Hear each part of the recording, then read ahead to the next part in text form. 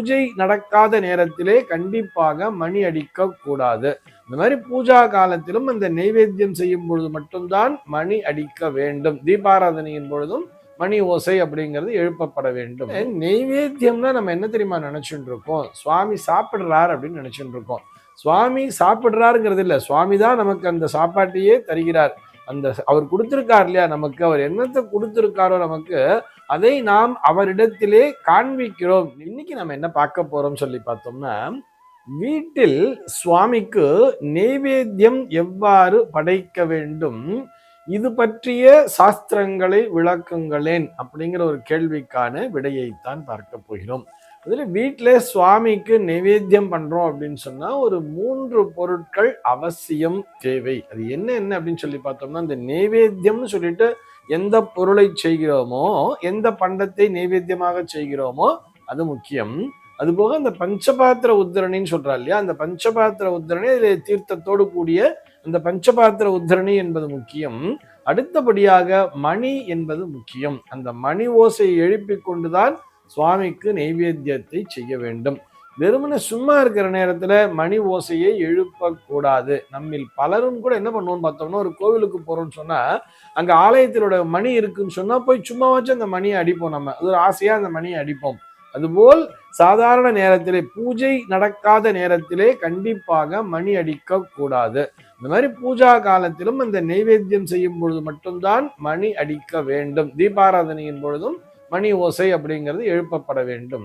சும்மா இருக்கிறது, சும்மா போகும்போது ஒரு மணி அப்படி அடிச்சுட்டு போறது, அந்த மாதிரி கண்டிப்பாக செய்யக்கூடாதுன்னு சொல்லியிருக்கு. அது குறித்து நம்ம இன்னொரு நாள் பார்க்கலாம். ஆக இந்த மணி என்பது அவசியம் அந்த நைவேத்தியம் பண்ணும் பொழுது.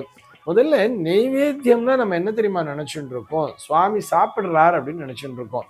சுவாமி சாப்பிடுறாருங்கிறது இல்லை, சுவாமி தான் நமக்கு அந்த சாப்பாட்டையே தருகிறார். அந்த அவர் கொடுத்திருக்கார் இல்லையா, நமக்கு அவர் என்னத்தை கொடுத்திருக்காரோ நமக்கு அதை நாம் அவரிடத்திலே காண்பிக்கிறோம். நிவேதயாமி என்று சொன்னால் அறிவிக்கிறேன், தெரிவிக்கிறேன் அல்லது காண்பிக்கிறேன் அப்படின்னு அர்த்தம். என்ன சொல்றா? இந்த விஷயத்தை நீ எனக்கு கொடுத்திருக்கிறாய், அது உங்ககிட்ட காமிச்சுட்டு நான் அதை சாப்பிட போறேன் அப்படிங்கிறதுக்கு தான் நம்ம சுவாமிகிட்ட அதை காமிக்கிறோம், அதை அறிவிக்கிறோம். தெரிவிப்பல் தான் இந்த நைவேத்தியம் அப்படிங்கிறது. சுவாமியினோட பார்வை படும் பொழுது அது இன்னும் சுத்தமாகி விடுகிறது. அதில் ஏதேனும் தோஷம் இருந்தால் கூட அது அந்த குறைகள் நீக்கப்படுகிறது அப்படிங்கிறதுக்காக சொல்றார். சுவாமிக்கு நைவேத்தியம் பண்ணி சாப்பிட்றோம் இல்லையா, அந்த பண்டம் பார்த்தோம்னா அபரிமிதமான ருசியினை தரும். அதுதான் நம்ம சுவாமிகிட்ட நைவேத்தியம் பண்ணதுக்கான ஒரு ப்ரூஃப், ஒரு பிரமாணம்னு கூட நம்ம எடுத்துக்கலாம். நீங்க வேணா செக் பண்ணி பார்க்கலாமே வீட்டுல. நான் என்ன சொல்றேன்னா, அழகா ஒரு 2 பாத்திரம் எடுத்துக்கோங்க. டபுள் ஸ்டவ் இருக்கும் தெரியுமா, அந்த டபுள் ஸ்டவ்ல ஒரு 2 பாத்திரம் வச்சுக்கோங்க. அந்த 2 பாத்திரத்துக்கு ஒரே விதமான அளவு, இதுக்கு 1 டம்ளர் அரிசி, 1 டம்ளர் நம்ம வெல்லம் போடுறோம், அதுக்கு சக்கரை பொங்கலுக்கு என்னென்ன தேவையோ அதெல்லாம் எடுத்து வச்சுக்கோங்களேன். 2 பாத்திரத்துல ஒரே விதமான ஒரே அளவுள்ள ஃப்ளேம் வச்சுக்கிறீங்க. அழகா 2 பாத்திரத்துல தனித்தனியாக சக்கரை பொங்கலை ஒரே நேரத்திலேயே செய்ய வேண்டியது. 2த்துலயும் தனித்தனியா சக்கரை பொங்கல் பண்ணியாச்சு. அழகா ஒரே அளவு, எல்லாமே நெய்யிலிருந்து முந்திரி பருப்புல இருந்து எல்லாமே ஒரே அளவு வச்சு சக்கரை பொங்கல் பண்ணியாச்சு. இப்போ ஒரு பாத்திரத்துல இருக்கிறத மட்டும் எடுத்துட்டு போய் சுவாமிகிட்ட வச்சு நைவேத்தியம் பண்றேன் அப்படின்னு சொல்லிட்டு சுவாமிகிட்ட காமிச்சு அதுக்கு தனியா மந்திரங்கள் தான் சொல்லணுங்கிற அவசியம் இல்லை. ஓம் அப்படிங்கிறது நமக்கு தெரியும் தானே. இந்த ஓம் என்பதை உச்சரித்து கொண்டே அந்த பஞ்சபாத்திரத்திலிருந்து நீரை எடுத்து, அந்த உத்தரணி வழியால நீரை எடுத்து அந்த பாத்திரத்தை சுற்றி விட வேண்டியது. அப்படி சுற்றி தண்ணியை விட வேண்டியது.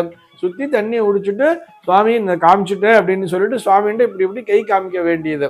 அதுக்கு என்ன மந்திரங்கள் தெரிஞ்சா மந்திரம் சொல்ல போறா. காயத்ரி மந்திரத்தை சொல்லி அதை தெளிச்சு சுத்தம் பண்ணிட்டு அதுக்கப்புறம் என்ன பண்ணுவான்னா, பிராணாயஸ்வஹா, அபானாயஸ்வஹா, வியானாயஸ்வஹா, உதானாயஸ்வஹா, சமானாயஸ்வஹா, பிரம்மணேஸ்வஹான்னு சொல்லிட்டு அதற்குரிய அந்த மந்திரங்களை எல்லாம் சொல்லுவா. தெரியாதவா வெறும்னு சுவாமி இதை நைவேத்தியம் பண்றேன் அப்படின்னு சொல்லிட்டு ஓம் நம சிவாயா அல்லது ஓம் நமோ நாராயணா அல்லது நாராயணா, கோபாலா, கிருஷ்ணான்னு என்ன நமக்கு தெரியுமோ, அங்க என்ன சுவாமியை வச்சு நைவேத்தியம் பண்ணிட்டு இருக்கோமோ, எந்த சுவாமிக்கு நைவேத்தியம் பண்ணிருக்கோமோ அந்த சுவாமியினுடைய பெயரை சொல்லி நைவேத்தியம் பண்றேன் அப்படிங்கிறத காமிச்சுட்டு அழகா ஒரு தீபாராதனையை பண்ணிட்டு இந்த நைவேத்தியம் பண்ண சக்கரை பொங்கலை எடுத்து வந்து வச்சுக்கோங்க.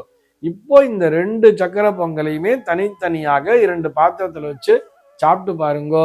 ஒருத்தரே செஞ்ச சக்கரை பொங்கல் தான், ஆனா இந்த நைவேத்தியம் பண்ணியிருக்கோம் இல்லையா, அதனுடைய ருசி பார்த்தோம்னா அபரிமிதமான ருசியாக இருக்கும்.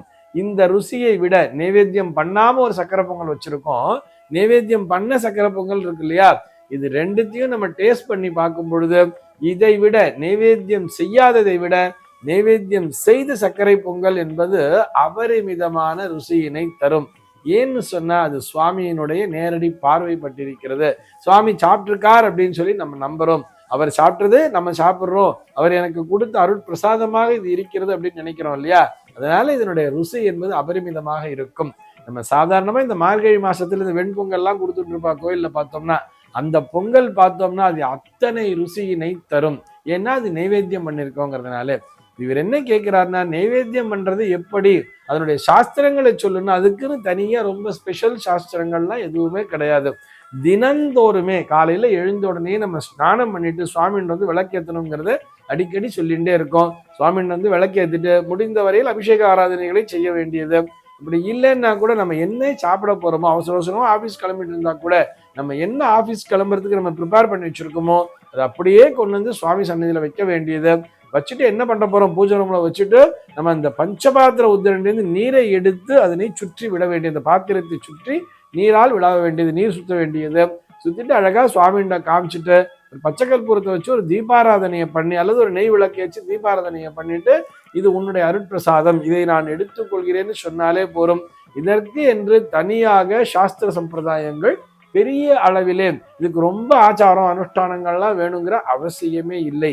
ஒவ்வொரு வேளையுமே நாம் சாப்பிடுகின்ற உணவு இறைவன் நமக்கு தரக்கூடிய பிரசாதம் தான்.